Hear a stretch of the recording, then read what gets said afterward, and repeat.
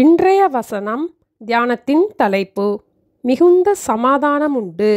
சங்கீதம் 119 165. உம்முடைய வேதத்தை நேசிக்கிறவர்களுக்கு மிகுந்த சமாதானம் உண்டு, அவர்களுக்கு இடறல் இல்லை. சமாதானமற்ற உலகத்தில் வாழ்ந்து கொண்டிருக்கிற நாம் மிகுந்த சமாதானத்தோடு இருப்பதற்கு வேதத்தை நேசிப்போம். நாம் நேசிக்கிற ஒரு காரியத்திற்காக நம்முடைய நேரத்தை, பலனை, ஞானத்தை நாம் செலவிடுவோம். இதுபோல வேதத்தை நாம் நேசிக்கும் போது நம்மை உயிர்ப்பிக்கின்ற கர்த்தருடைய வார்த்தைகளை நாம் ஆவலோடு வாசிக்க ஆரம்பிப்போம்.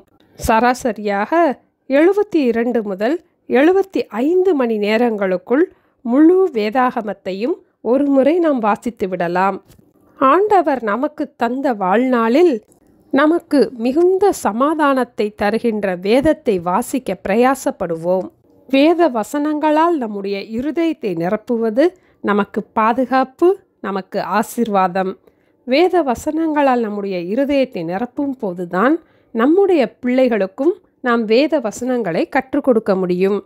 உபாகமம் 6ஆம் அதிகாரம் 7ஆம் வசனத்தில், நீ அவைகளை உன் பிள்ளைகளுக்கு கருத்தாய் போதித்து, நீ உன் வீட்டில் உட்கார்ந்திருக்கிற போதும், வழியில் நடக்கிற போதும், படுத்துக்கொள்கிற போதும், எழுந்திருக்கிற போதும் அவைகளை குறித்து பேசி என்று வாசிக்கிறோம். சிறு வயதிலிருந்தே நம்முடைய பிள்ளைகள் புரிந்து கொள்ளுகிற திராணிக்கு தக்கதாக வேத வசனங்களை கற்றுக் கொடுப்போம்.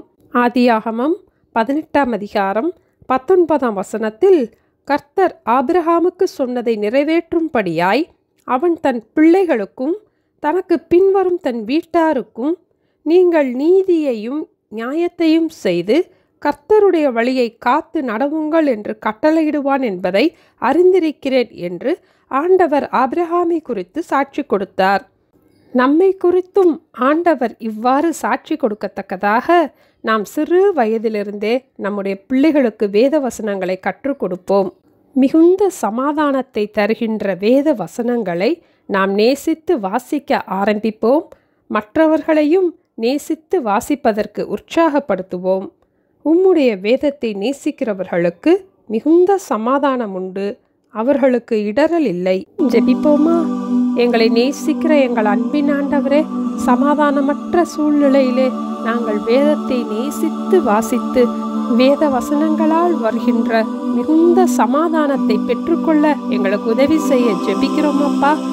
எங்களை உயிர்ப்பிக்கின்ற, எங்களுக்கு விடுதலை கொடுக்கின்ற, எங்களுக்கு நித்திய ஜீவனை தருகின்ற வேத வசனங்களை நாங்கள் கற்றுக்கொள்வதற்கு எங்களுடைய இருதயங்களையும் சிந்தைகளையும் ஒருமுகப்படுத்த ஜெபிக்கிறோம் அப்பா. எங்களுடைய இருதயம் கவலையினாலும் துக்கத்தினாலும் அவ்விசுவாசத்தினாலும் நிறையாத படிக்கு மிகுந்த சமாதானத்தை தருகின்ற வேத வசனங்களால் எங்கள் உள்ளம் நிறைந்திருக்க உதவி செய்யுங்கப்பா.